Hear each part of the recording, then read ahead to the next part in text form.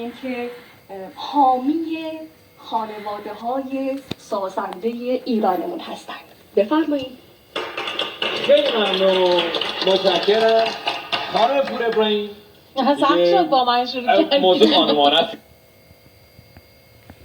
من انتظار داشتم یک کم اطلاعات بیشتری به من بدی. خیلی کلیگویی کردی، من رو جذب برنامه نکردی، یعنی جذب پیامت و یه اتفاقی که و شاگر این اولین جمله آنهاست.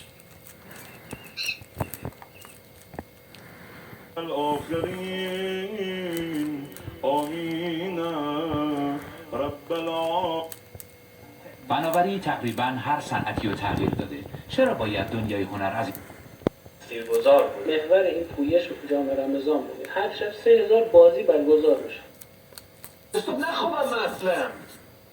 اولیویا نویسنده های دیگه واگذار بشه و این تعامله این شکلی بر ایجاد بشه. داشتم صحبت میکردم در خصوص تحرکاتی که آمریکایی‌ها در منطقه یمن، بیشتر در مناطق شمالی یمن